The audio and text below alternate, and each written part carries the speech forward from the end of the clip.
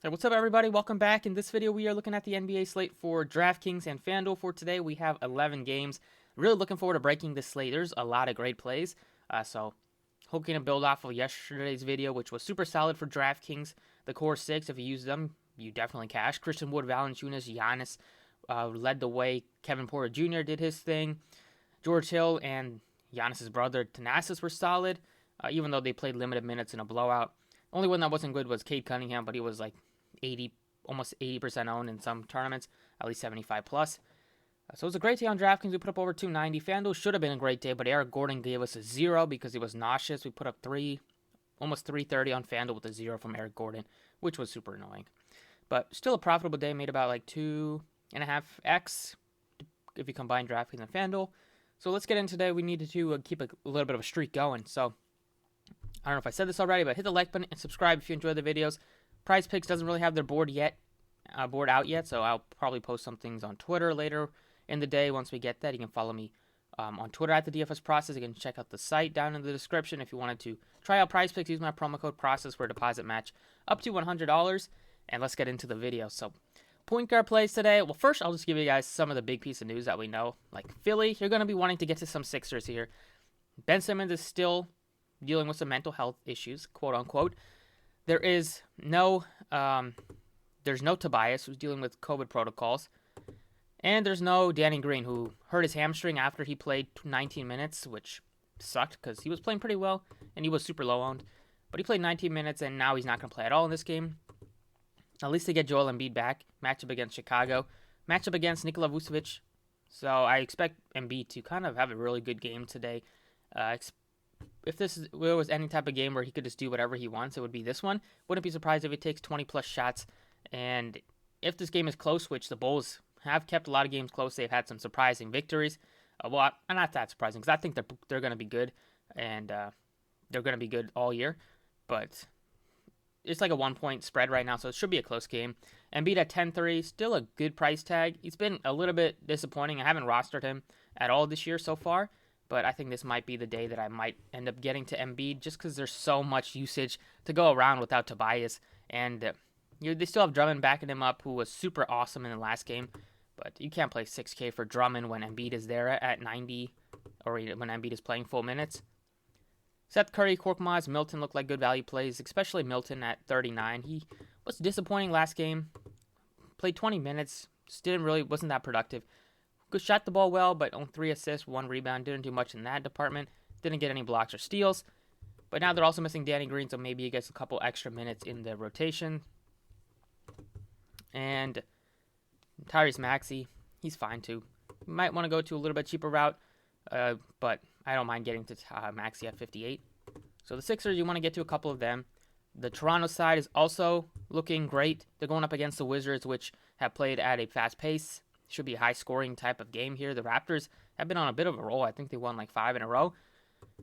And now there's no Siakam still. There's no Scotty Barnes once again. So we saw OG Anunoby play 41 minutes. He was one of a couple Raptors who played north of 40 minutes. He was low-owned last time out and played really, really well. He's going to get a lot of opportunity again without Scotty Barnes. He looks like a great play at 77. I don't mind getting to Van Fleet at all because he played just 37 minutes. But he could have easily pushed up north of 40, which we know that Nick Nurse loves to do. So he's looking at 37 to 40 plus, almost had a triple-double against the Knicks, which is a tough spot. And now they're going up against Washington, which has been a bottom 10 defense all year and play at a really quick pace. Gary Trent played north of 42 minutes, almost 43 minutes for Gary Trent. 26 points, 4 combined rebounds and assists, and he had 4 steals. He's going to be out there on the court a lot. 51 is not that expensive for a guy that's going to play 40 minutes for a player like Gary Trent, who averages probably like 0.8 something fantasy points per minute. But if you take out Barnes, that number is going to go up, and it's going to go up when you give him a lot more opportunities. And if he's going to take 20 plus shots again, because he's a decent shooter. Sometimes he has bad shooting nights, but he can still hit some shots from 3 especially. And if he's out there on the court enough, he's going to run into rebounds, assists, and he's actually been a great defensive player for his entire career, so he can get you some steals, especially in this one against Washington. So Trent is another piece. Trent, Van Fleet, and Anunoby would be core pieces. And then the last kind of core piece for me would be Svi Mikhailuk. 37, he started and he played 35 minutes. he shot the ball really well, 5 of 7, but you're still going to expect 30-plus minutes out of Mikhailuk starting. At only 37, he looks like one of the best value plays on the slate. There are a ton of value plays today, so you might be looking at a stars and scrubs type of build.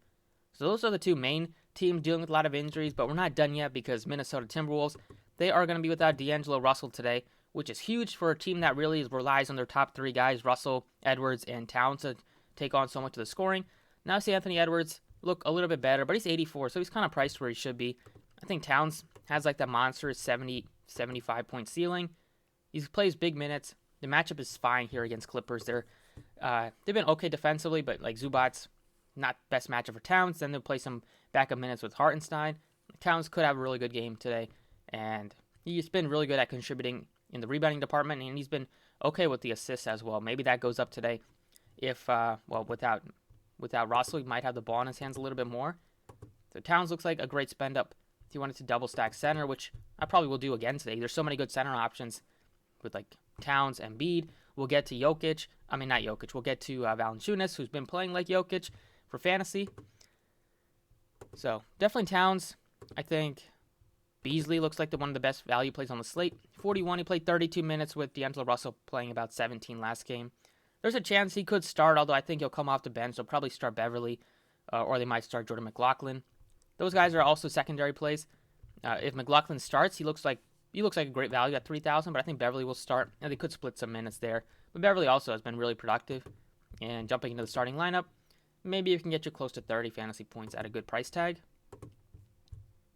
So that's like the three main teams, and then potentially we could have the Pelicans without Brandon Ingram. So they haven't ruled him out yet. This is from yesterday. If Ingram is out again, then Valanciunas looks great. Josh Hart looks great at $4,900. He was not popular at all yesterday. He was awesome. I don't know why the coach only plays him 30 minutes, though. Like, he should be playing, or maybe he's in foul trouble, but he should be playing big minutes for the Pelicans, especially without Ingram. All right, so let's go back to point guard here. We kind of touched on a lot of the big ideas for this slate. So those are like the main teams I'm looking to just jam in here. You have Steph at 11-1, Luka at 10-7, Harden 10-2. They're all great plays if you wanted to pay up for those spend ups. I'd probably like going a little. I don't want to pay 11-1 for Steph Curry on today's slate, though. I think I might go down to like Harden's been playing a lot better, but he's just not been taking a lot of shots.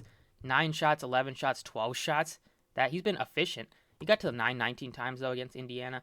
He's been really efficient, but the volume hasn't really been there, even though the minutes are there. But I think he's still a good play. 10-2 against Atlanta. Price tag has come down a little bit. In the 9K range, Young is probable, so you could play him. I probably like just to get up to Harden, though, or get up to, like, Lillard's been really bad, but he still has, like, a huge GPP ceiling. So in tournaments, he's always in play, but right now I wouldn't pay 97 for Lillard. Brogdon is questionable, even if he does play. I have no interest there. If he's out, then we saw T.J. McConnell have a great game after the first 2 days. He did nothing without Brogdon, but that's why you just kind of take each day as a new opportunity for these players. They're going to have bad games, but knowing what we know about T.J. McConnell from years past, usually he's really reliable when he's given minutes, and last slate he was. Fox is 85, continues to struggle. He played 39 minutes. They didn't put yesterday's game in. But 30 minutes against Dallas, he played pretty big minutes yesterday. He fouled out in the fourth quarter, but just hasn't been able to buy a bucket recently. He's 85. He's the same price tag as Van Vliet, who I think will be a lot more popular. And then you have LaMelo $100 more. So I think Fox could get overlooked today. The matchup is solid, but it's going to be a little bit tough for me to play Fox over like Van Vliet, who I know is going to be getting huge minutes and will get you a lot of opportunity without Scotty Barnes, not just in rebounding, and potential to get you a bunch of assists as well. So Fred Van Vliet's a guy that I'm looking to possibly get to a little bit of. Below $7,000, you have Rozier, Barrett, not really plays that I'm looking at too much. Garland is 64. Pretty affordable price tag for Garland. Him and Sexton are almost the same price tag. Sexton doesn't do much with the peripherals. Garland does get you a lot of assists. Sexton does give you a big ceiling. Kevin Love missed last game. We'll see if he isn't able to play again. Yeah, he's already been ruled out. So he's going to miss several games. So that opened up more minutes in the front court for like Lauri Markkanen. They played only an 8-man rotation last game. So you could look to some of these Cavs as well. Like, let's look at their price tags. It's the first game on the slate. So Mobley 7K. That's a little bit pushing it for me. Like Jared Allen is in play as well, but there's so many good center plays. Maybe you can look to like Markkanen or Chetty Osman. How many minutes did he play? Played 20. He was okay. So the price tags are kind of where they should be. I don't really see great value on a lot of those guys except for like Jared Allen, but I don't want to use my center spot on Allen, even though he has huge ceiling. So, and then going back, you have some of these Sixers players like Tyrese Maxey at $5,800, who could be really productive, or he also could only get you limited minutes if Milton comes off the bench and plays really well. I still think you're looking at 30-plus minutes out of Maxey, but I don't know if he'll get up to like 35 to 38. McConnell, if there's no. Brogdon looks good at 51. And Shake Milton, I like him at 39 to bounce back here.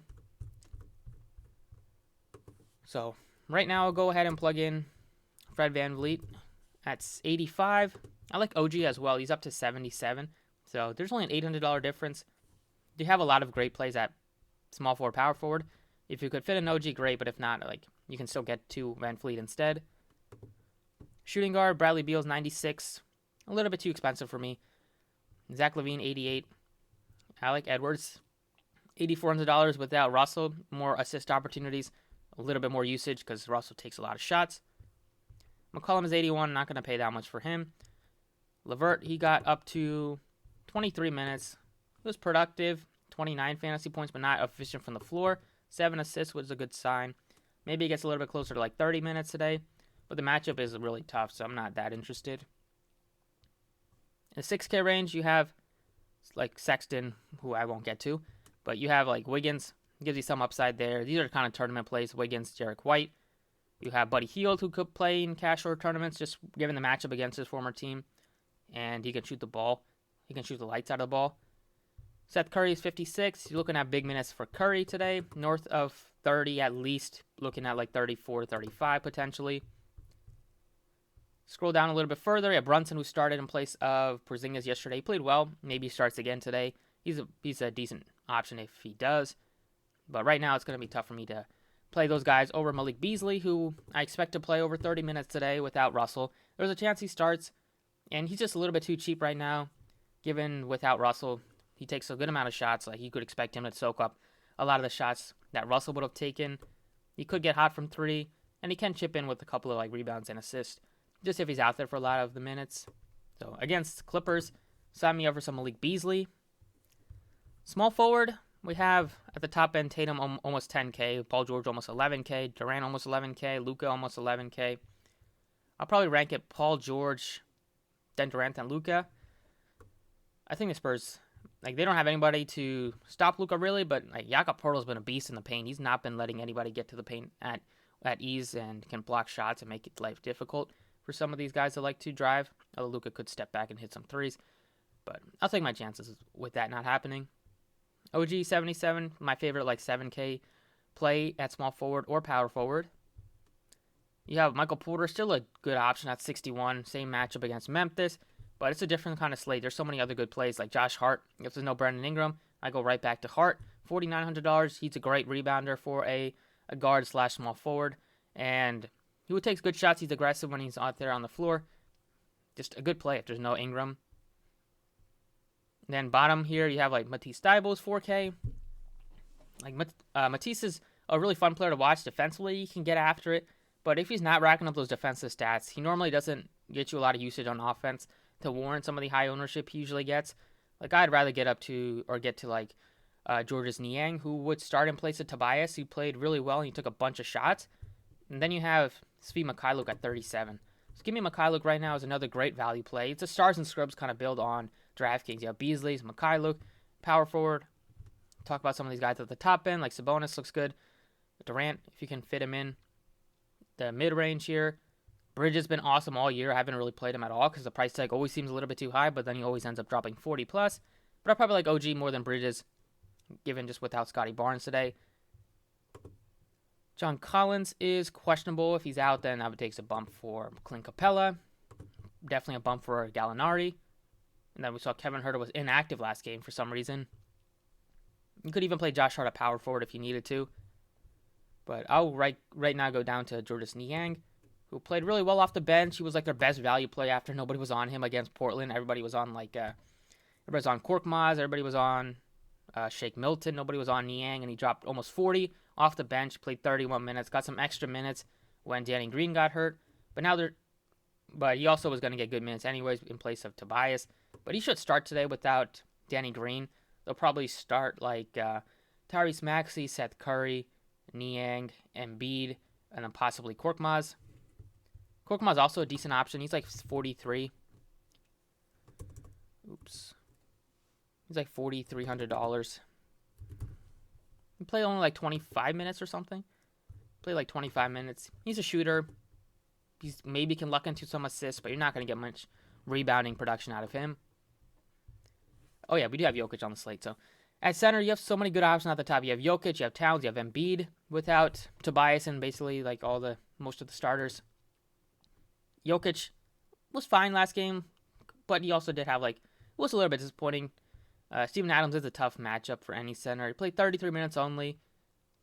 He was productive, almost flirted with a triple-double. Expect him to get a lot more rebounds. He almost had half of his season average in rebounding last game. Karl-Anthony Towns at 10-6 looks great, and then Embiid at 10-3. Though I'm going to get to two out of those three studs, I think. But you also have Valanciunas here at 85. If they rule out Brandon Ingram again, then I don't mind going right back to Valanciunas. He wasn't popular at all yesterday for a 5-gamer. He was sub 20% owned. And Valanciunas just continues to be productive every single game. I don't know what more you need to see out of Valanciunas before everybody buys into his price tag. If there's no Ingram, he gets so much more usage. He looks like a great play. Right now, I don't know if that is the case. The matchup is also really good against the Kings. Both teams on a back-to-back here. And then going down a little bit, Draymond is 71. He's been fine, filling up the stat sheet as usual. Good matchup against Charlotte. But I think I can do a little bit better than Draymond today, just with so much options here at center. Wendell Carter against Boston is okay. It's like an okay price tag. He's probably a better play than Mo Bamba now that he's over 70. Now he's 73. Nurkic is 75. He can definitely be productive there. So if I'm going cheap, I'll probably go with like Jared Allen just without Kevin Love. More minutes in the front court. Also don't mind Rashawn Holmes, 30 or 63. He had a good game. I think he had a tough game against Gobert yesterday, but he had a good game the day before against Dallas, or the game before against Dallas. He's usually productive. They don't give him like 34 to 35 minutes, but usually he can get the job done in close to 30 minutes, like 28 is fine. But I'll go with Towns, and then I'll go with Embiid right now. Double stack center, usually it works. Centers tend to be like the most, centers and point guards are like the most robust positions. You have so many strong plays there, and they tend to be like the best fantasy producers as well. So give me these six to start. It leaves you with $4,500 left. Definitely want to get to a couple Sixers without Tobias here and without Danny Green. Karl-Anthony Towns looks good. Towns, Beasley without Russell, and then you got Van Fleet, Luke without Scotty Barnes. Getting a little bit of a taste of each of these teams missing a player or two. So that's it for DraftKings. Let's go over to FanDuel. FanDuel point guard plays today. You have Luka's at a good price tag, 10-3. Curry's also cheap. FanDuel pricing is pretty soft. Luka 10-3, Curry 10-1, James Harden 9-9. If you're looking for a balanced approach, could definitely go that route on FanDuel today. Trae Young is only 87. Fred VanVleet is only 8,000, and De'Aaron Fox is 77. I might fall into that Fox play once again today. He's just too cheap at 77 for the upside that he gives you, especially given the matchup against the Pelicans. It should be a quick one in terms of pace. Then bottom end here, you have like Melton, Kemba for tournament options here. Reggie Jackson, 57. That looks fine. Like Tyrese Maxey looks a little bit better at 54. Seth Curry, 51. Great option there. I like Patrick Beverley more on DraftKings, given his $4,800 tag. Milton is also a better play on DraftKings, given his $4,500 tag. Davion Mitchell looks good for tournaments. Right now, just give me Fred VanVleet. I might play him at shooting guard, depending on how shooting guard looks, but you can play him at point guard if you wanted to, or needed to. Back to him at 8,000. Shooting guard plays, Paul George 10-5. Looks great. Paul George looks maybe a little bit better than Luka, just given how productive he's been all year. DeJounte almost 9K. Just a little bit tough for me to get to. Jaylen Brown, you could play him if you wanted to. He's 84. Matchup is really good against Orlando. Zach Levine is only 81. Really cheap price tag. The Bulls have 3 guys that really produce. Levine is really safe. Sometimes if he shoots the ball really well, he'll go off, but he's not going to get you a ton of rebounds with Derozan and Vooch kind of soaking a lot of those in. Anthony Edwards, sub $8,000 without Russell looks like a great option, and an OG at only 73 also looks like a great play. So you have a ton of good options here. If you want to go to a balanced approach, Gordon Hayward only 65. He's been struggling now that they're almost all healthy. They have a lot of bodies that can go off. So every game you're going to have like 1 or 2 of these people end up disappointing because it's going to be the Gordon Hayward day where he shoots really well from 3, or it's going to be the LaMelo Ball day, which has been the case for the last 2 games. But let's take a look at Josh Hart. Looks good at 55. I love Josh Hart. Let's look at Beasley's price tag. He's 45. I'll get to him as well. Maybe you can play him at shooting guard, depending on how small forward looks. TJ McConnell is fine anyway. And the Franz Wagner's been productive, 54. He's starting to find his way in the NBA, even though he's super young, a rookie. And then Brunson is only 46. No Porzingis again today. Potentially, that would make him a great option. He should start again, just how well he played. Plug in Beasley. Small forward, Durant, Paul George look like the 2 best spend-ups. Maybe I like Paul George a little bit more. And then you have DeRozan. He's up to 82. He's been really productive as a member of the Bulls so far this year. I like Edwards a lot at 79. Think he can put up close to 50 today. OG looks like a great option as well, given how thin they are. We did not look at Gary Trent's price tag. He's 54. He looks good on both sides. And then Svi Mikhailuk. He's 45, shooting guard position. Also could fill it up. So, looks like maybe another Stars and Scrubs approach on FanDuel here. But Tatum can get the job done in limited minutes. Man played well off the bench, as usual. And then you have Kennard hit some late threes to ice it after they looked like they were going to lose to the Thunder last game. Let's take a look at center. Just look at the price tags. Embiid is sub 10K at 97. That's going to be one that I want to get to. So, especially when he's only $900 more than Valanciunas. I love Valanciunas. DraftKings is a little bit different story. I still prefer Embiid. Unless Ingram is out, then I'm probably try to get to Valanciunas. But I don't mind getting to Embiid. He's my preferred option anyways. 97 on FanDuel is a little bit too cheap. Power forward, let's see the price tag on Niang. He's 37. Looks like a great value. I think he'll start. Niang, Embiid, Van Fleet, Beasley. Still leads you at $6,800 left. Then you have OG at 73.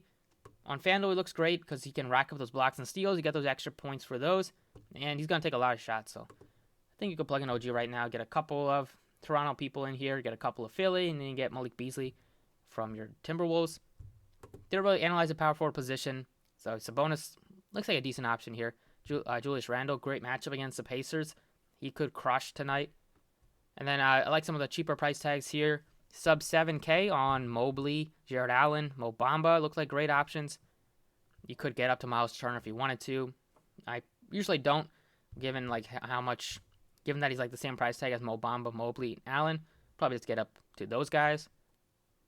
And then for value, you have Niang is probably the best play at the position for the value plays. Paolo's almost 5K. I'm not that interested in that price tag. And that's it. Kem Birch got good minutes for them. He kind of started the second half in place of Achua. Maybe that they could do that going forward. But we will see.